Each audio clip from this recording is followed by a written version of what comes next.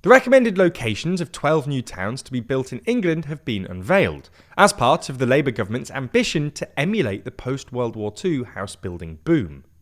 This fresh wave of new towns will be the fourth in total, but the first in more than half a century. So in this video we're going to explain the government's plan, the 12 proposed new town locations, and where things go from here.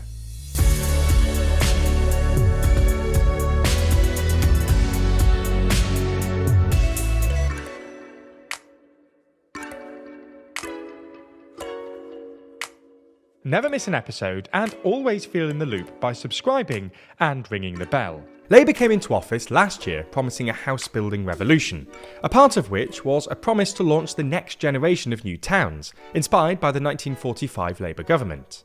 Last year, the government established the new Towns Taskforce to identify potential locations for these 12 towns, and last week the task force unveiled its 12 recommended locations. Now, as you'll see, these include a mix of standalone new towns, urban extensions, and urban regeneration projects.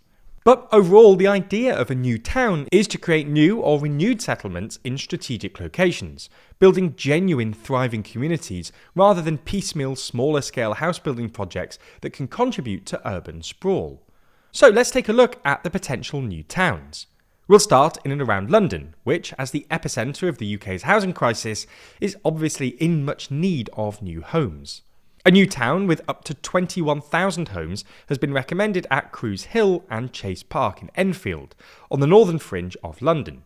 According to the task force, much of the proposed site is currently low-value land. A new town would benefit from pre-existing transport connections like the M25 and multiple train links into the capital. Meanwhile, in southeast London, a new town has been recommended at Thamesmead waterfront. Rather than being a standalone town, this would really just be urban infill, built on a currently unused brownfield site with capacity for 15,000 new homes. The potential for this to thrive as a new waterfront community does also depend on transport links being extended. For example, there's currently a consultation on extending the Docklands Light Railway to Thamesmead. Out in Buckinghamshire, but still within the capital's outer orbit, is a recommended renewed town in Milton Keynes, which itself was part of the third wave of the new town movement in the late 1960s. Despite sometimes being a bit of a punchline, Milton Keynes has been a success story, with its population of nearly 300,000 people and strong economic productivity. The renewed town recommendation envisions delivering 40,000 new homes across the city and expansion on its edges, as well as a proposed mass rapid transit system to help move it away from its car-dependent reputation. A standalone new town of more than 40,000 homes has been recommended near Tempsford in Bedfordshire too, which would be a truly new town built on greenfield land. Tempsford is incredibly well connected. It sits at the intersection of the East Coast Main Line, providing rail links up north and down south to London, and the proposed East-West Rail linking Cambridge and Oxford, placing it at the heart of productive and job-strong Oxford-Cambridge growth corridor, envisioned as one of the country's economic engines and a hub for science, technology and innovation, spanning from one of the university cities to the other. Also in the Oxford-Cambridge growth corridor, but closer to Oxford, is another recommended new town at Hayford Park, where more than 13,000 homes could be built on a mostly brownfield site centred on an old airbase. Moving up north, there are 3 recommended new towns. One is a genuine new town of up to 20,000 homes in Adlington, Cheshire. Under 30 minutes by train to Manchester city centre, Adlington could relieve housing pressure in Manchester and benefit both the Greater Manchester and Cheshire economies, with the region home to a strong science and technology sector. Meanwhile, 2 new towns within cities have been proposed in Manchester, Victoria North, and Leeds, the South Bank.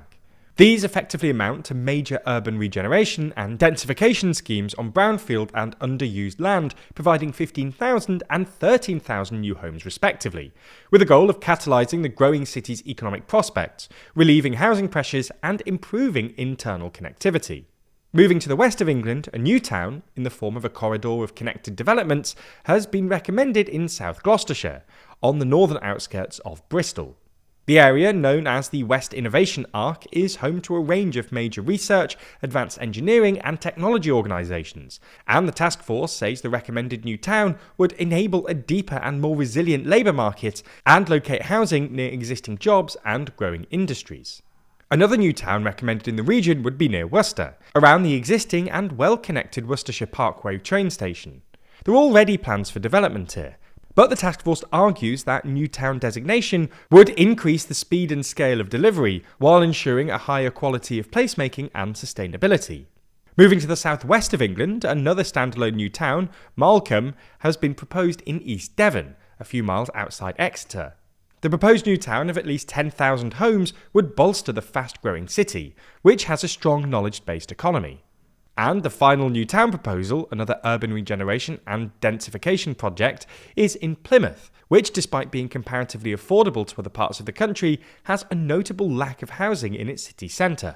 The proposal envisions transforming the city centre and surrounding area with over 10,000 homes. According to the task force, by 2040, over 25,000 additional economically active residents will be needed, owing to the Ministry of Defence's £4.4 billion investment in the nearby Devonport naval base. So, what happens now? Well, the 12 recommended new towns have each been prima facie approved by the government. However, environmental assessments and consultations will now take place before final decisions are announced next spring. Even then, these are long-term projects which will take decades to fully complete. The government says it's determined to get spades in the ground on at least 3 of these new towns during this parliamentary term, presumably the ones it says look particularly promising. That's Leeds Southbank, Tempsford in Bedfordshire, and Cruise Hill in Enfield. Now, each proposal faces numerous challenges, whether it relates to environmental issues and approval, or ensuring the new towns meet the 40% affordability target, making the necessary infrastructure upgrades, and meeting the community placemaking principles, rather than just creating soulless satellite housing settlements for existing towns and cities. It's also worth making clear that the up to 300,000 new homes that the task force says these new towns could deliver over the coming decade are a really small number in comparison to the country's housing needs. Bear in mind that the government's current house building target is 300,000 new homes per year, or 1.5 million by the next election.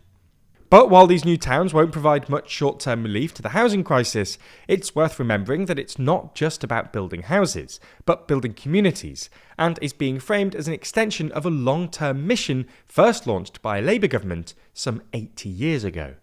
Ultimately, we live in a world where growing geopolitical and economical issues like these are hitting the headlines every day. While it's easy to sometimes feel overwhelmed, there are ways to stay sharp, and we know that the easiest way to do so is by using Brilliant. That's because Brilliant teaches you by doing, using active learning techniques to train you in the principles behind otherwise complex subjects, and ensuring that you actually understand what's going on. With our ever-growing collection of lessons in topics ranging from maths to science to AI, there's plenty to get you started. Not only does each lesson offer a comprehensive mix of engaging problems and competitive features, but Brilliant also helps you stay consistent, keeping you motivated and excited to learn every single day. Take their newly updated science courses, for example. Here you can learn how to build simple computers out of logic gates, or open your eyes to the world around you by solving puzzles with science. Each lesson will help you develop your scientific intuition through visual interactive problem solving that gets you hands-on with key concepts. Try Brilliant for free and start your learning journey today by visiting brilliant.org/TLDR, scanning the QR code on screen, or clicking the link in the description. By doing so, you'll also get 20% off an annual premium subscription, and they'll know that you came from us, which really helps us out.